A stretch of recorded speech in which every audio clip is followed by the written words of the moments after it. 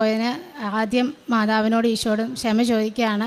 ഇപ്പം ഞാനൊരു അക്രൈസ്തവയാണ്. ഞാനിപ്പോൾ 7ാമത്തെ പുതുക്കിയിട്ടാണ്, ഇന്ന് പുതുക്കാനായിട്ട് വന്നതാണ് അടുത്തത്. ഞാനിവിടെ വന്നത് ആദ്യമായിട്ട് എൻ്റെ ഭർത്താവിൻ്റെ സഹോദരൻ്റെ ഒരു കുഞ്ഞിൻ്റെ ജനനസമയത്തുണ്ടായ പ്രശ്നങ്ങൾക്ക് വേണ്ടി വന്നതാണ്. അവരെ ഉടമ്പടി എടുത്തിട്ടുണ്ട്, മാതാപിതാക്കൾ ഉടമ്പടി എടുത്തിട്ടുണ്ട്, ഒരു സാക്ഷ്യവും പറഞ്ഞതാണ്. പിന്നെ എൻ്റെ പ്രശ്നമെന്ന് വെച്ചാൽ ഞങ്ങൾക്ക് കുറേ കടബാധ്യതയായിരുന്നു. ഇതെൻ്റെ അമ്മയാണ്. ഞങ്ങൾ 2 പെൺപിള്ളേരാണ്. ഞങ്ങളുടെ കല്യാണം എന്ന് വെച്ചാൽ ഒരാഴ്ച വ്യത്യാസത്തിൽ നടന്നു. ഞങ്ങളുടെ വീട് പണി എല്ലാം കൂടി ആ സമയത്തായിരുന്നു, ഞങ്ങളുടെ വീടിൻ്റെ കയറി താമസമെല്ലാം. അപ്പോൾ ആകെപ്പാടെ എൻ്റെ അച്ഛനും അമ്മയ്ക്ക് അങ്ങനെ സ്ഥിര വരുമാനമൊന്നുമില്ല. ഞങ്ങൾക്ക് ഒരുപാട് കടബാധ്യതയായിപ്പോയി. അപ്പോൾ ഞങ്ങൾക്കൊരു ലോൺ കിട്ടാതെ ഞങ്ങൾക്ക് കല്യാണമൊന്നും നടക്കാൻ പറ്റാത്തൊരു സാഹചര്യത്തിൽ എൻ്റെ അനിയത്തി ഒരു നേഴ്സാണ്. അവൾക്ക് ജോലിയൊന്നും ആയിട്ടുണ്ടായിരുന്നില്ല. അനിയത്തിയെ വിവാഹം കഴിക്കാൻ പോകുന്ന ആളും നേഴ്സാണ്. അപ്പം പുള്ളിക്കാരൻ പറഞ്ഞു, എൻ്റെ പേരിൽ ലോൺ എടുത്തു തരാം, നിങ്ങൾ അച്ഛനും അമ്മയും തന്നെ അടയ്ക്കണം എന്ന് പറഞ്ഞു. അങ്ങനെ പുള്ളിയുടെ പേരിൽ ലോൺ എടുത്തു. പക്ഷേ എൻ്റെ അച്ഛനും അമ്മയ്ക്കൊരു സ്ഥിര വരുമാനം ഇല്ലാത്തത് കൊണ്ട് മാസം 30,000 രൂപ വെച്ച് അടയ്ക്കണം. 22 ലക്ഷം രൂപ ലോൺ എടുത്തു. അടയ്ക്കാൻ പറ്റാതെ ഒരുപാട് വിഷമിച്ചു പോയി. അനിയത്തി വീട്ടിൽ നിന്ന സമയമായിരുന്നു. വിദേശത്തൊന്നും പോയില്ല, ഹസ്ബൻഡോടെ പോയില്ലായിരുന്നു. അപ്പം അവളുടെ സ്വർണ്ണങ്ങളെല്ലാം എടുത്തു. എൻ്റെ ഹസ്ബൻഡ് പിന്നെ അറിഞ്ഞ് എൻ്റെ സ്വർണ്ണങ്ങളെല്ലാം പണയത്തിലായി. ഒരുപാട് പലിശ ബാധ്യതകളും കടബാധ്യതകളും ചിട്ടി ബാധ്യതകളും ഒക്കെ ആയിട്ട് ഞങ്ങളെക്കൊണ്ട് പറ്റാത്തൊരു സാഹചര്യത്തിലാണ് ഞാനിവിടെ കൃപാസനത്തിൽ വന്നത്. അന്ന് ഞാൻ ഉടമ്പടി എടുത്തിരുന്നു. മാതാവേ, ഹിന്ദു വിശ്വാസപ്രകാരം അച്ഛനും അമ്മ മരണപ്പെട്ടു പോയാൽ ആ മണ്ണിൽ അടക്കം ചെയ്യാവുന്നൊരു ഇതുണ്ടല്ലോ. അപ്പോൾ ഞാൻ പ്രാർത്ഥിക്കുമായിരുന്നു എപ്പോഴും മാതാവിനോട്, എൻ്റെ അച്ഛനും അമ്മയും അവസാന കാലം അന്തി ഉറങ്ങാനായിട്ട് ആ മണ്ണ് ഞങ്ങൾക്കവിടെ വേണം, ആ വീട് നഷ്ടപ്പെട്ടു പോവല്ലേ, ജപ്തിയായി പോകരുതെന്നൊരു ആഗ്രഹം ഉണ്ടായിരുന്നു. അങ്ങനെ പ്രാർത്ഥിച്ചു. ഞാൻ ഉപ്പക്കിയിട്ട് പ്രാർത്ഥിക്കുമായിരുന്നു വീട് നഷ്ടപ്പെടാതിരിക്കാൻ വേണ്ടിയിട്ട്. പിന്നെ അത് കഴിഞ്ഞ് എൻ്റെ അമ്മ ഉടമ്പടി എടുത്തു. അത് കുറച്ച് കാലം അങ്ങനെ പോയി കഴിഞ്ഞപ്പോഴത്തേക്കാണ് എൻ്റെ അനിയത്തിക്കൊരു ജോലിയൊക്കെ ആയി. അങ്ങനെ വിദേശത്ത് പോയി കഴിഞ്ഞപ്പോഴത്തേക്കും എൻ്റെ അനിയത്തിയുടെ ഹസ്ബൻഡ് ഞങ്ങളാരും അറിയാതെ, അതായത് എൻ്റെ അനിയത്തി പോലും അറിയാതെ ഞങ്ങളുടെ വീടിൻ്റെ ബാധ്യത ബാക്കി ഉണ്ടായിരുന്നത്, ഞങ്ങൾ 4 വർഷത്തോളം ഞങ്ങൾ ലോൺ അടച്ചു. അത് കഴിഞ്ഞ് ബാക്കി ഉണ്ടായിരുന്ന ഒരു 18 ലക്ഷം രൂപ ഒന്നിച്ചടച്ച് ഞങ്ങൾക്ക് ആ ലോണിൻ്റെ ബാധ്യത ഒഴിവാക്കി തന്നു. അത് ഞങ്ങൾ അറിഞ്ഞത് തന്നെ പിറ്റേ വർഷം, ഞാനൊരു ഫെബ്രുവരി മാസത്തിലാണ് ഉടമ്പടി എടുത്തത്. പിറ്റേ വർഷം ഫെബ്രുവരിയിലാണ് ഞങ്ങൾ ആ കാര്യം പോലും അറിഞ്ഞത്. അങ്ങനെ മാതാവിൻ്റെ ഒരു വലിയ അനുഗ്രഹത്താൽ ഇന്നും എൻ്റെ അച്ഛനും അമ്മയും ആ ഭവനത്തിൽ താമസിക്കുന്നു. പിന്നെ രണ്ടാമതായിട്ടുള്ളത് എൻ്റെ അനിയത്തിയുടെ ജോലിക്കാരിയായിരുന്നു. അത് വിവാഹം കഴിഞ്ഞിട്ട് ഉടനെ ജോലിക്ക് പോകണമെന്നൊക്കെ ആഗ്രഹത്തിലായിരുന്നു. അപ്പോഴാണ് അവൾ പ്രഗ്നൻ്റ് ആയത്. പിന്നെ 4 വർഷത്തോളം ജോലിക്കൊന്നും പോകാൻ പറ്റിയില്ല. പിന്നെ അപ്പോൾ ഞങ്ങൾ നേരത്തെ തൊട്ടേ ഞങ്ങൾ സഹോദരിമാരും എൻ്റെ അമ്മയൊക്കെ മാതാവിനോട് ഈശോടൊക്കെ പ്രാർത്ഥിക്കുന്ന ഒരാളാണ്. അങ്ങനെ പ്രാർത്ഥിച്ച് വിദേശത്ത് ജോലി കിട്ടി. കൊറോണ ടൈമിലായിരുന്നു. ടെമ്പററി ആയിട്ട് അവിടുത്തെ മിനിസ്ട്രി ജോലി കിട്ടി. അപ്പം അവളുടെ ഒരു ആഗ്രഹമായിരുന്നു അവൾക്ക് മിനിസ്ട്രിയിൽ പെർമനൻ്റായിട്ട് കിട്ടണമെന്നുള്ളത്. ഞാനപ്പോൾ 2ാമത് പുതുക്കിയപ്പോഴത്തേക്ക് ഞാൻ ആ നിയോഗം വെച്ചു. ഞാൻ നിയോഗം വെച്ച അന്ന് തന്നെ ആ 2:30 സമയത്ത് അവൾക്ക് റിജക്ഷനാണ് വന്നത്. അത് ശരിക്കും അവളുടെ വിശ്വാസത്തെ അവർ തകർത്ത് കളഞ്ഞു. അവൾക്ക് ഞാൻ പറഞ്ഞു, നല്ലതിന് വേണ്ടിയിട്ടായിരിക്കും മാതാവ് അത് ചെയ്തത്, നീ വിഷമിക്കാമെന്നൊക്കെ പറഞ്ഞു. പിന്നീട് അറിഞ്ഞ കാര്യം, അങ്ങനെ സ്ഥിരപ്പെടുത്തിയ ആൾക്കാരെ കുറച്ച് നാൾ കഴിഞ്ഞപ്പോഴത്തേക്ക് അവർ വീണ്ടും പറഞ്ഞു വിട്ടു എന്നുള്ളതും. പിന്നെ അതിന് ശേഷം എൻ്റെ അനിയത്തിക്ക് ജോലിയില്ലാതെ വിഷമിക്കേണ്ടി ഒന്നും വന്നില്ല. അവൾക്ക് നല്ലൊരു ജോലി കിട്ടി. ഒരു നല്ലൊരു ക്ലിനിക്കിൽ നല്ല സാലറി ജോലിയൊക്കെ മാതാവ് അന്നേരം തന്നെ കൊടുത്തു. പക്ഷേ അവൾക്ക് ഇപ്പോൾ കിട്ടുന്ന ജോലിയുടെ ഒരു പകുതി ശമ്പളം പോലും അന്ന് അവിടെ ജോലി സ്ഥിരപ്പെട്ടവർക്ക് കിട്ടിയില്ല എന്നുള്ള കാര്യം പിന്നീടാണ് അറിഞ്ഞത്. അപ്പോൾ അവളുടെ ആ നഷ്ടപ്പെട്ടു പോയ അവൾക്ക് വിശ്വാസം തിരികെ വന്നു. കാരണം അവൾക്ക് നല്ലതിന് വേണ്ടിയാണ്, അല്ലെ ഞങ്ങളുടെ കുടുംബത്തിന് നല്ലതിന് വേണ്ടിയിട്ടാണ് അന്ന് ആ റിജക്ഷൻ, ആ 2:30 മണി സമയത്ത് തന്നെ റിജക്ഷൻ സംഭവിച്ചതെന്ന് ഞങ്ങളെല്ലാം വിശ്വസിച്ചു. ഇപ്പം നല്ല ജോലി, നല്ല സാലറിയിൽ അവൾ തുടരുന്നുണ്ട്. രണ്ടാമത് എൻ്റെ അച്ചാച്ചനും അമ്മയ്ക്കൊരു തട്ടുകടയായിരുന്നു. അത് ഒരു ചെറിയ കടമുറി എൻ്റെ കൂട്ടത്തിലുണ്ടായിരുന്നു. അപ്പോൾ ബിൽഡിങ് പഴയ ആയതുകൊണ്ട് അവരത് പുതുക്കി പണിയണമെന്ന് വിചാരിച്ചു. അവർ റൂമെല്ലാം പുതുക്കി പണിതു. അപ്പോൾ ഞങ്ങൾക്കൊരു കടമുറി ഹോട്ടൽ തുടങ്ങാൻ വേണ്ടി വേണമെന്ന് ആഗ്രഹിച്ചിരുന്നു. ഒരു 3 ലക്ഷം രൂപയാണ് സെക്യൂരിറ്റി ചോദിച്ചിരുന്നത്. ഞങ്ങളുടെ ക്യാഷ് ഒന്നും ഉണ്ടായിരുന്നില്ല ആ സമയത്തൊന്നും. ഇന്ന് വിഷമിച്ച സമയത്ത് എൻ്റെ ഹസ്ബൻഡിൻ്റെ അമ്മയാണ് എനിക്ക് കുറച്ച് ഗോൾഡ് തന്നിട്ട് എന്നെ സഹായിച്ചു, എൻ്റെ വീട്ടുകാർക്ക്. അപ്പം ഞങ്ങൾക്ക് അത് അവർക്ക് കൊടുക്കാൻ സാധിച്ചു. പക്ഷേ ഞങ്ങൾക്ക് 3 ലക്ഷം രൂപയൊന്നും കൊടുക്കേണ്ടി വന്നില്ല. ഞങ്ങൾക്ക് 50,000 രൂപയ്ക്ക് മാതാവ് അത് ശരിയാക്കി തന്നു. അതിന് പിന്നിൽ മറ്റൊരു കാരണം കൂടെ ഉണ്ടായിരുന്നു. ആ സമയത്ത് തന്നെയാണ് ഞങ്ങൾക്ക് ഞങ്ങൾക്ക് കുറച്ച് വയലുണ്ടായിരുന്നു. അത് ഞങ്ങളുടെ കല്യാണത്തിനൊക്കെ മുമ്പ് തന്നെ ഞങ്ങളുടെ അച്ഛൻ പണയപ്പെടുത്തി കാർഷിക വായ്പ എടുത്തതാണ്. അത് പലിശയായി ജപ്തിയായി കോടതിയിൽ 6 ലക്ഷം രൂപയ്ക്ക് മുകളിൽ പലിശ ബാധ്യതയൊക്കെ ആയിട്ട് ജപ്തിയായിട്ട് കിടക്കുകയായിരുന്നു. അപ്പം ആ സമയത്ത്, അതായത് ഇതൊരു ഫെബ്രുവരി മാസത്തിലായി സംഭവിക്കുന്നത്, ഈ കടയെടുക്കുന്ന സമയത്ത് തന്നെ. അപ്പം ആ 50,000 രൂപ കൊടുത്ത് ആ കട അവിടെ സെറ്റ് ചെയ്യിപ്പിച്ചിട്ട് ബാക്കി പൈസ കൊണ്ട് ഞങ്ങൾക്ക് ഞങ്ങളുടെ ആധാരം തിരികെ തരാനാണ് അമ്മ ആഗ്രഹിച്ചത്. കാരണം ഞാൻ ആ ആധാരത്തിൻ്റെ കോപ്പിയൊക്കെ എടുത്ത് ഇവിടെ വെച്ചിട്ട് ഞാൻ പറഞ്ഞു, മാതാവേ, എൻ്റെ അച്ഛനും അമ്മയ്ക്ക് സ്വന്തം എന്ന് പറയാൻ അത് മാത്രമേ ഉള്ളൂ, ആ വയൽ മാത്രമേ ഉള്ളൂ, അത് നഷ്ടപ്പെട്ടു പോലെ, എൻ്റെ അച്ഛൻ ഒരുപാട് പ്രിയപ്പെട്ടതാണത്, നഷ്ടപ്പെട്ടു പോലെന്നൊക്കെ പ്രാർത്ഥിച്ചിരുന്നു. അപ്പം അന്ന് കിട്ടിയ ആ ബാക്കി പൈസ കൊണ്ട് ഞങ്ങൾ ബാങ്കിൽ ചെന്ന് അന്വേഷിച്ചപ്പോഴത്തേക്ക് 1,35,000 രൂപയ്ക്ക് ഞങ്ങൾക്ക് ലോൺ ക്ലോസ് ചെയ്ത് തന്നിട്ട് ഞങ്ങൾക്ക് ആധാരം തിരികെ തരാമെന്ന് പറഞ്ഞു. അന്ന് കിട്ടിയ ഞങ്ങൾക്ക് ആ പൈസ കൊണ്ട് ബാക്കി ആ കടയ്ക്ക് വേണ്ടി എടുത്ത ബാലൻസ് പൈസ കൊണ്ട് ഞങ്ങൾക്ക് ആധാരവും തിരികെ എടുക്കാൻ പറ്റി. കുറച്ച് പൈസയൊക്കെ ആവശ്യം വന്നിരുന്നുവെങ്കിലും ഞങ്ങൾക്ക് അതെല്ലാം ആ സമയത്ത് അമ്മ സഹായിച്ചു തന്നു എന്നുള്ളതാണ്. അമ്മയ്ക്ക് ഈശോയ്ക്ക് 1000 നന്ദി. പിന്നെ കൃത്യം 1 വർഷം കഴിയുമ്പോഴത്തേക്കാണ് എൻ്റെ ഹസ്ബൻഡ് അമ്മ പറഞ്ഞിരുന്നത് ആ സ്വർണം തിരികെ എടുത്ത് കൊടുക്കണമെന്ന് പറഞ്ഞിരുന്നത്. ഞാൻ നേരത്തെ ഒരു ചിട്ടിയൊക്കെ ചോദിച്ചു വെച്ചിട്ടുണ്ടായിരുന്നത് കൊടുക്കാനായിട്ട്. പക്ഷേ സമയപ്പോൾ അത് കിട്ടിയില്ല. അപ്പം ഞങ്ങൾ ഈ ആധാരം, കണ്ടത്തിൻ്റെ ആധാരം കൊണ്ട് തന്നെ ഞങ്ങൾ കുറേ ബാങ്കിലൊക്കെ അന്വേഷിച്ചു. പക്ഷേ അച്ഛൻ്റെ സിവിൽ സ്കോർ മോശമായതുകൊണ്ട് ഞങ്ങൾക്ക് ആ ലോൺ കിട്ടുക എന്നുള്ള സാധ്യതയില്ലായിരുന്നു. അവസാനം ഒരുപാട് വിഷമിച്ച് പോയ സമയത്ത്, ഒരുപാട് ശരിക്കും പറഞ്ഞാൽ ആ സമയത്തൊക്കെ കുരിശിൻ്റെ വഴിയൊക്കെ ചൊല്ലി കരഞ്ഞ്, എനിക്കൊന്ന് ഞാൻ ചരലും പുറത്ത് നിന്നിട്ട് അങ്ങനെയൊക്കെ പ്രാർത്ഥിച്ചിട്ടുണ്ട്. ഒരുപാട് സഹനങ്ങൾ വരുമ്പോൾ ഞാൻ ചെയ്യുന്ന കാര്യമാണ്, മെറ്റിലിട്ടിട്ട് മുട്ടുകുത്തി നിന്ന് പ്രാർത്ഥിക്കും മാതാവിനോട് ഈശോയോടും ഒക്കെ. ചില സമയത്തൊക്കെ വഴക്കുണ്ടാക്കിയിട്ടുമുണ്ട്, പിണങ്ങിയിട്ടുമൊക്കെ ഉണ്ട്.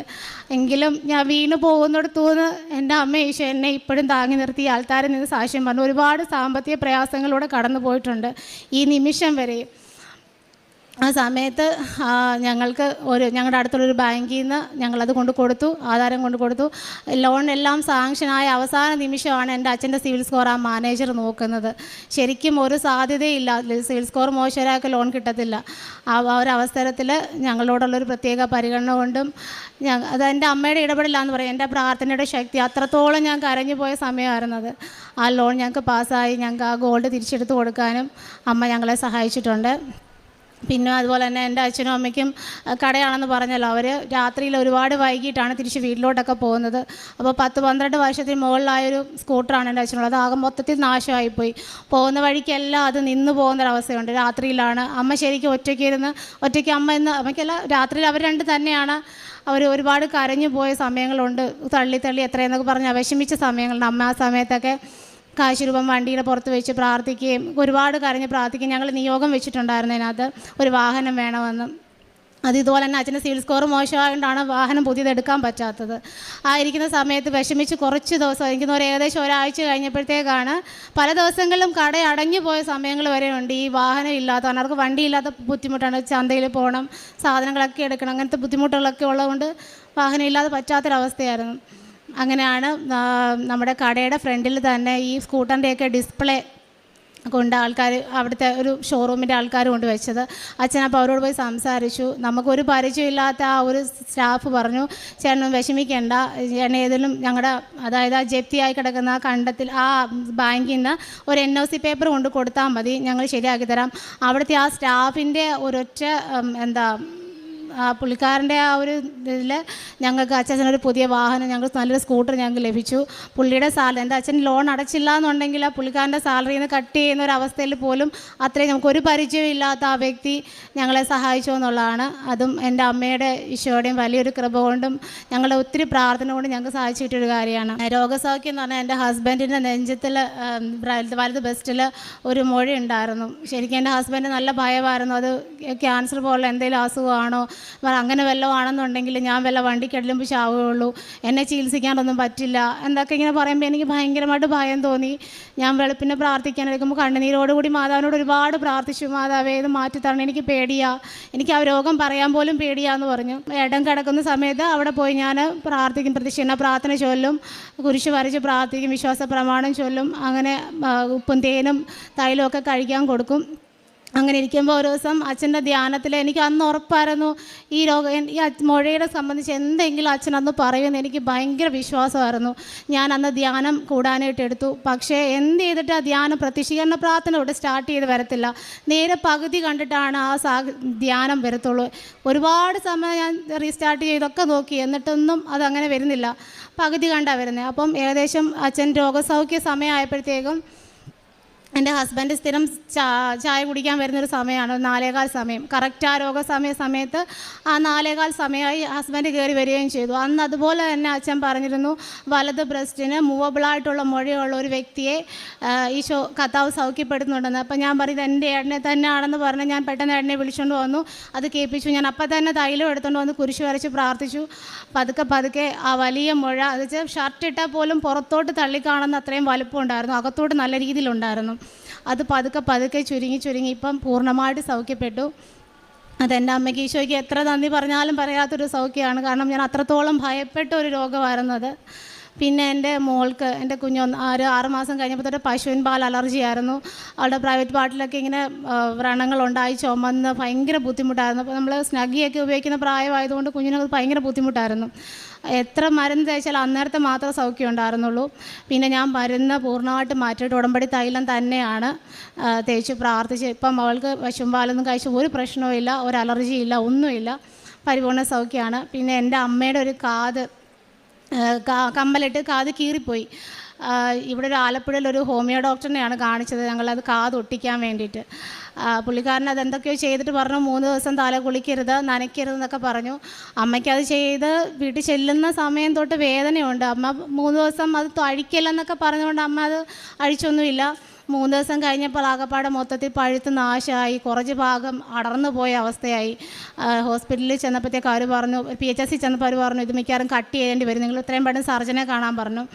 ഞാൻ സത്യം പറഞ്ഞാൽ ഞങ്ങൾ ഒരുപാട് വിഷമിച്ച് പോയി. ദൈവമേ, കമ്മലിടാനുള്ളൊരു ആഗ്രഹം കൊണ്ടാണ് അത് കാതൊട്ടിച്ചത്. ഇപ്പം ഒരിക്കലും ഇടാൻ പറ്റാത്തൊരവസ്ഥയിലോട്ട് അത് മാറി, പഴുപ്പ് കയറുന്നുണ്ടെന്ന് പറഞ്ഞു.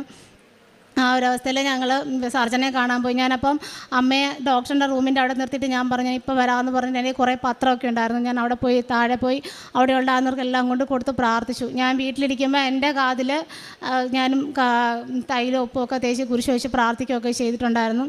എന്തായാലും എൻ്റെ അമ്മയ്ക്ക് കമ്മലിടാൻ പാകത്തിന് കുറച്ച് സർജൻ എന്തൊക്കെയോ ചെയ്ത് സ്റ്റിച്ചൊക്കെ ഇട്ടു. ഇപ്പം വലിയ കുഴപ്പമില്ലാണ്ട് അമ്മയ്ക്ക് എൻ്റെ അമ്മയുടെ 2 കാതിലും കമ്മലിടാൻ പറ്റുന്നൊരവസ്ഥയിലേക്ക് മാതാവ് തന്നു. ഒത്തിരി അത് വിഷമിച്ച് പ്രാർത്ഥിച്ചൊരു കാര്യമായിരുന്നു. അത് എൻ്റെ അമ്മയുടെ ഈശ്വരൻ വലിയ കൃപ കൊണ്ട് തന്നതാണെന്ന് വിചാരിക്കുന്നു. പിന്നെ വിചാരിക്കുന്നല്ല, എൻ്റെ അമ്മയുടെ ഈശ്വര അനുഗ്രഹം കൊണ്ട് മാത്രമാണ്. പിന്നെ കാരുണ്യപ്രവൃത്തി എന്ന് പറഞ്ഞാൽ അച്ഛനും അമ്മയ്ക്കും കടയാണെന്ന് പറഞ്ഞല്ലോ. അവിടുന്ന് പലഹാരത്തിനുള്ള സാധനങ്ങൾ മിക്ക ദിവസം ഇടയ്ക്കൊക്കെ ദിവസങ്ങളിൽ ഒരു അനാഥലുണ്ട് കുഞ്ഞുങ്ങളുടെ, അവിടെ കൊണ്ട് കൊടുക്കാറുണ്ട്. പിന്നെ ഞാനും എൻ്റെ ഹസ്ബൻഡും ആ കുഞ്ഞുങ്ങളുടെ മുടി വെട്ടാനും പിന്നെ അവർക്ക് ഭക്ഷണം ഉണ്ടാക്കി കൊടുക്കാനും ഒക്കെ പോയിട്ടുണ്ട്. പിന്നെ എൻ്റെ കുഞ്ഞുങ്ങളുടെ ബർത്ത്ഡേക്ക് എല്ലാ ബർത്ത്ഡേ ദിവസങ്ങളിലും എൻ്റെ ഹസ്ബൻഡ് അച്ഛൻ്റെ ഓർമ്മ ദിവസങ്ങളിലൊക്കെ ഞങ്ങൾ അനാഥാലയങ്ങൾ സന്ദർശിക്കാനും അവർക്ക് വേണ്ട നമ്മളെക്കൊണ്ട് കഴിവനുസരിച്ച് കൊടുക്കാറുണ്ട്. പ്രേക്ഷിത പ്രവർത്തനം ഞാൻ വീടുകൾ തോറുമാണ് കൂടുതലും കൊണ്ട് കൊടുക്കാറ്. എൻ്റെ കുഞ്ഞുങ്ങളെയും കൂട്ടിയിട്ടായിരിക്കും മിക്കഴും പോകുന്നത്. ഞങ്ങൾ വീടുകൾ തോറും കൊണ്ട് കൊടുക്കാനും ഒക്കെ ശ്രമിച്ചിട്ടുണ്ട്. ആദ്യകാലങ്ങളിലൊന്നും എൻ്റെ ഹസ്ബൻഡ് ഒന്നും സമ്മതിക്കില്ലായിരുന്നു, പത്രം കൊടുക്കാനും ഒന്നും സമ്മതിക്കുന്നുണ്ടായിരുന്നില്ല, എന്നെ വിടത്തില്ലായിരുന്നു അങ്ങനെയൊന്നും. ഇപ്പം അതിനൊക്കെ മാറ്റം. ഇപ്പം എന്നെ കൊണ്ടുപോകുന്നതും കാരുണ്യപ്രവൃത്തി ചെയ്യാനായിട്ടൊക്കെ ഹോസ്പിറ്റലിലൊക്കെ ഭക്ഷണം കൊടുക്കാനൊക്കെ പോകുമ്പോഴും എന്നെ കൊണ്ടുപോകുന്നതൊക്കെ ഇപ്പം എൻ്റെ ഹസ്ബൻഡാണ്. ആദ്യമൊന്നും അതിനുള്ളൊരു സാഹചര്യമൊന്നും എനിക്കില്ലായിരുന്നു. എനിക്ക് ഭയങ്കര ആഗ്രഹമായിരുന്നു കാരുണ്യപ്രവൃത്തിയൊക്കെ ചെയ്യണമെന്ന്, എൻ്റെ ഒരു വലിയൊരു ഇഷ്ടമായിരുന്നു.